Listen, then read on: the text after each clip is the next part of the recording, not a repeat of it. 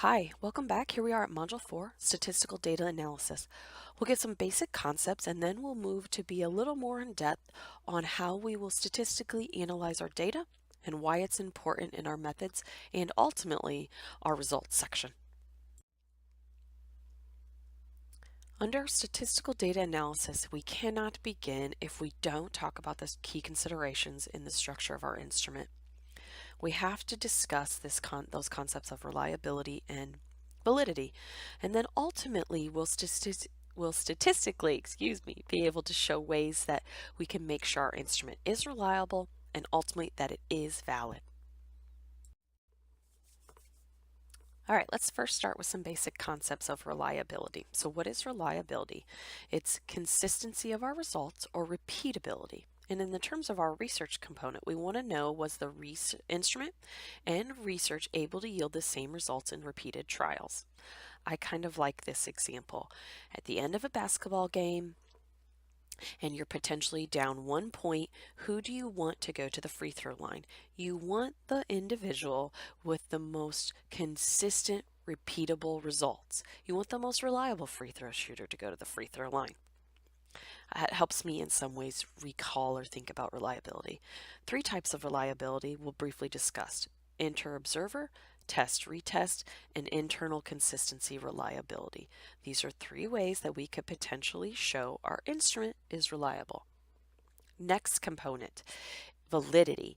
This is the extent to which our instrument accurately measures the target it was designed to measure. Was the instrument and the research able to address the designed purpose? Did the research and instrument measure what it was supposed to measure? Some types of validity include content, criterion, and construct. One of the ways I like to think about validity in my own mind is this notion of the NFL Combine. So, are the tests done at the NFL Combine valid in determining whether those NFL athletes or those athletes at the Combine will be successful in an actual NFL game? That is to be debated. There's actually several theories of thoughts on it, but I think it helps me in some ways conceptualize, does those tests at the NFL Combine accurately measure performance, say, in an NFL game? Okay, let's talk about some ways to show reliability. First of all, internal consistent reliability is a measure of how well the items on the test measure the same construct or idea. How can we measure that? Cronbach's alpha. I'll talk about that in just a little bit. In addition, variable reduction techniques are used to help ensure reliability.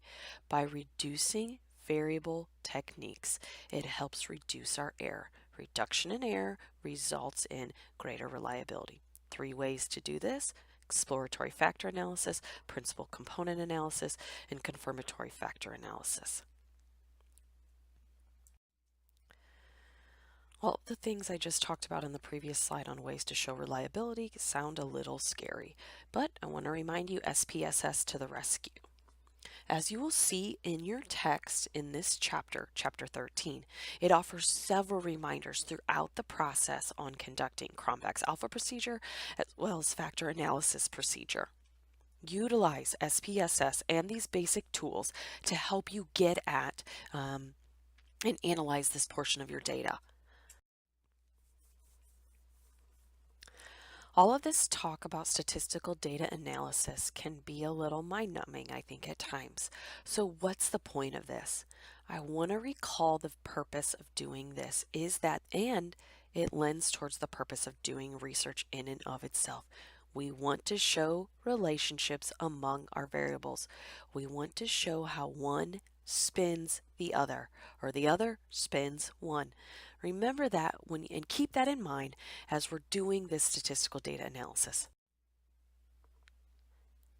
Next, we're going to move on and talk about 4 ways or 4 tests we will use to determine if there's relationships among our variables. This will help us test and analyze our data. First, there's a bivariate correlation. Second, we'll talk about simple linear regression. We'll also talk about multiple regression. And finally, over the next several slides, we'll also talk about path analysis. Our next several slides will be again addressing that Ability to statistically show relationship among variables. It will be discussing kind of the what and the how. First, let's talk about bivariate correlation. This evaluates the degree of relationship between two quantitative variables without distinction between independent and dependent variables. How do we go about doing this? We create a correlation coefficient. This correlation coefficient, measures our association between the variables. We consider ways to do this is the Pearson correlation coefficient and the Spearman correlation coefficient. I want to return you again to the chapter in our SPSS to the rescue. Our chapter details specifically how we easily get at that Pearson correlation and Spearman correlation with our SPSS. Our next method considers, again, those relationships between variables. It's called simple linear regression. This measures the relationship between the variables with the addition of producing a regression equation used for prediction purposes. Simply, it allows us to consider relationship and with that relationship prediction. So how do we do this? It is determined by a coefficient of determination. The coefficient of determination allows us as the researcher to determine the extent at which the independent variable successfully predicts the dependent variable. For example, what extent does sleep have on performance? That is, if we sleep 9 hours, will that help us with our performance? Something like simple linear regression will help us to be able to predict. Multiple regression has similar principles as our simple linear progression, but it offers us the ability for more variables. That is, what is it? It measures the relationship between a dependent variable and a group of independent variables with the addition of producing that regression equation used for prediction. So how can we use this? It allows for simultaneous input of all independent variables into the regression equation. Let's go back to our performance example. This would allow us to consider whether sleep, nutrition, maybe even training impact performance, and it would then give us the ability to predict which of those would have the greatest impact as we move those variables.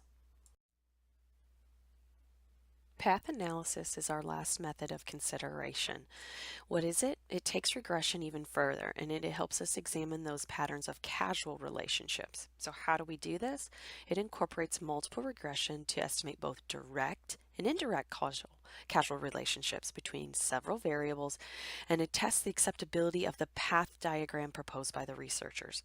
This is rather in-depth, and it's very well displayed and helpful in your text. And as we'll talk about in a second, SPSS comes to the rescue. I want to remind you once again that the text offers several fantastic SPSS reminders.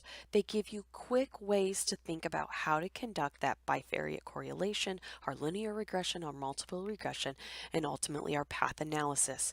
For those of you that may have forgotten, or need a quick refresher, Chapter 14 in your text offers you a great way to just do that step-by-step piece. Use it to your advantage. So let's sum this up in our simplest form. The reality is we need to be able to have instruments that are reliable.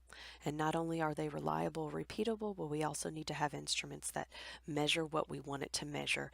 And if we do so, we then can move towards developing or showing relationships. And the whole purpose at the end of the day in doing our research is so that we can be able to show relationships. Well done, y'all. We're at the end of Module 4.